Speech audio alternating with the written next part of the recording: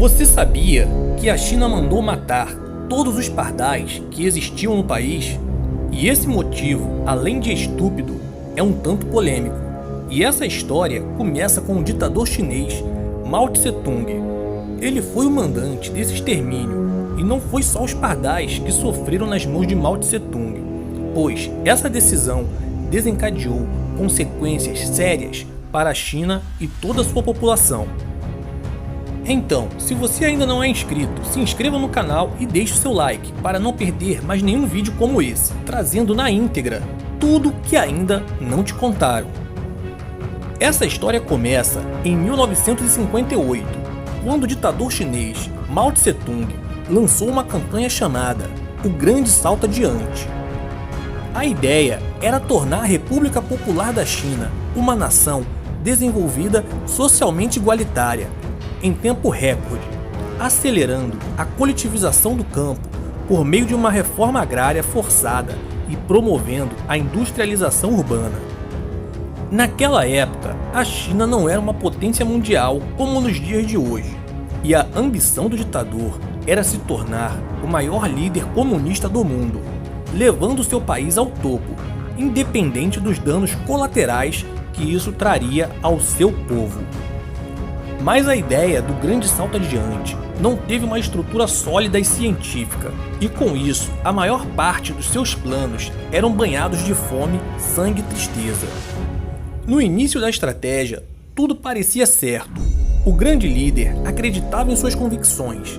No entanto, as medidas acabaram dando errado, resultando na grande fome chinesa.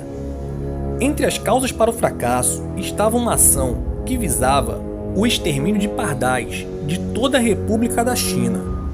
O ditador estava certo de que esses pássaros contribuíam de forma negativa ao que o governo acreditava. Mas a loucura de Mao Tse-tung só iniciava, e além de dizimar pássaros inofensivos, também tirou a vida de milhares de chineses através de medidas infundadas e condenou um país por anos a danos causados por suas ordens. Uma das primeiras ações que envolveram o grande salto adiante foi a campanha das 4 pragas. Na teoria, esse plano parecia ser bem convincente, pois exterminava os inimigos do povo. O crescimento da nação seria acelerado.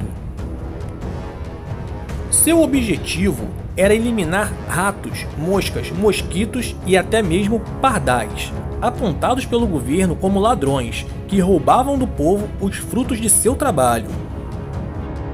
Mas como toda ideia sem planejamento, o grande salto adiante poderia ser comparado a um tiro no escuro, pois as medidas adotadas não foram planejadas e não tiveram estudos com base nos impactos que poderiam gerar a médio e longo prazo. Os pardais foram incluídos na lista porque comiam sementes e grãos, o que supostamente para os governantes prejudicavam os agricultores, diminuindo as colheitas e o crescimento da nação. Mao Tse-tung dizia que os 10 grãos que cada pardal comia por dia poderia alimentar um cidadão chinês. Assim, o povo da China foi mobilizado para erradicar os pássaros. Um cidadão chinês escreveu em seu diário que as pessoas batiam panelas e frigideiras ou tocavam tambores para assustar as aves, forçando-os a voar até que caíssem do céu em exaustão. E isso foi feito em toda a República da China. Esses pequenos pássaros passaram a ser considerados inimigos do povo chinês. Os ninhos dos pardais também eram derrubados, tendo seus ovos quebrados e seus filhotes mortos. Além disso, zonas de tiros foram criadas para que os pássaros entrassem na mira dos atiradores. Os animais foram quase extintos do país. Estima-se que mais de 90% dos pardais da China foram mortos com a ideia de salvar os grãos que eles poderiam comer. No entanto, depois que milhares de pardais foram mortos, as colheitas começaram a diminuir em vez de aumentar.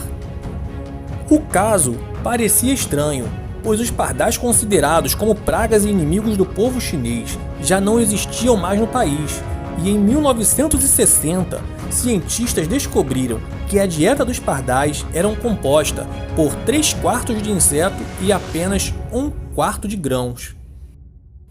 Diante disso, ficou comprovado que esses pássaros ajudavam a acabar com insetos indesejados mais do que se alimentavam de grãos, com isso causando um equilíbrio no ecossistema, acabando com pragas indesejadas das colheitas. Então, Mal resolveu substituir os pardais por percevejos na lista das 4 pragas, na esperança de melhorar a situação, mas aí já era tarde demais, pois em todo o território chinês já poderia ser visto o fracasso do plano de extermínio dos pardais. Milhares de centenas de colheitas estavam sendo sucumbidas pelos verdadeiros inimigos. E naquele momento, o governo chinês teve a certeza do início do fracasso do grande salto adiante, pois viu um verdadeiro caos agrícola. As pragas estavam comendo todas as plantações e naquele momento seu maior aliado no controle de pragas já teria sido erradicado do país. Foi então que a China percebeu que na verdade os pardais ajudavam nas colheitas, causando um equilíbrio no ecossistema com menos insetos das plantações. Sem pardais para comer os gafanhotos e outras pragas, a população de gafanhotos e outros insetos dispararam. As coisas ficaram tão fora do controle que o governo chinês chegou a importar pardais da União Soviética para combater as pragas no campo, que naquele momento acabavam com todas as plantações, diminuindo os recursos do país. Com isso, agravaram-se os problemas ambientais já causados pelo grande salto adiante, que não ficou apenas em exterminar pássaros, mas também contava com o desmatamento generalizado e o mau uso de venenos e pesticidas, que também foram algumas das ideias de Mao Tse-tung, trazendo todas as consequências diretamente para o seu povo.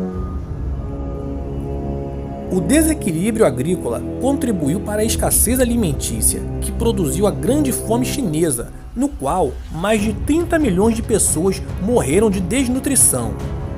A ideia do grande salto adiante era de levar a China ao futuro diante do regime comunista em apenas 15 anos. No entanto, as práticas utilizadas eram as piores possíveis. Mao Tse-tung proibiu a iniciativa privada nos campos, e tudo que era produzido naquele momento pertencia ao governo chinês.